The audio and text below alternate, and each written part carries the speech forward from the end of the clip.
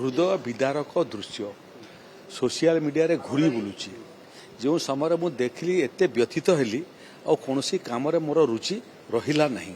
संवेदनशीलता अभाव चरम उदाहरण यहीटा।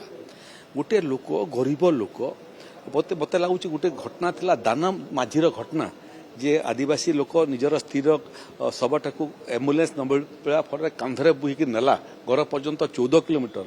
से घटना पर ये घटना मत बहुत विचलित कला एवं बाबद विभाग अधिकारी मान सागर सरकार सागर कथबार्ता करी तार पैसा तो से फेरी पाइला किंतु सेतकी नुह कंकालटा बाहर करके नेबापी ताकू पड़ला केते कष्ट लगी केते जंत्रणा होइतिबो।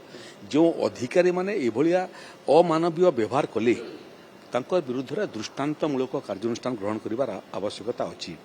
जिलापाल सागर बाबद मोर कथबार्ता हेबो राज्यर अधिकारी मान सागे कथबार्ता हेबो। जो ऑफिसर एभलिया व्यवहार कला मत लगुच तार कार्य रहिबार कौनसी नैतिक अधिकार नहीं। आगुरी एभलिया केते घटना से करिथिबो आमे जानि नाहु।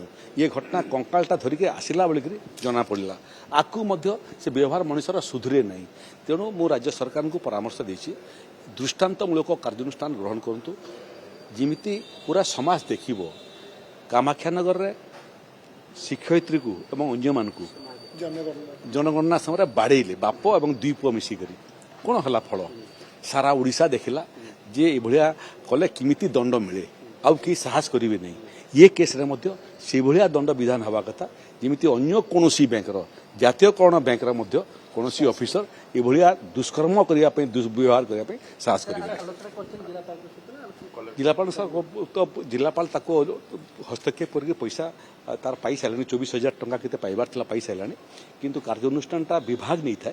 विभागर ए बाबद कलेक्टर रिपोर्ट पठेबे थरे रिपोर्ट आसिला परे तार विरुद्ध कार्यानुष्ठान हेबो आईनगत कार्यानुष्ठान हेबो।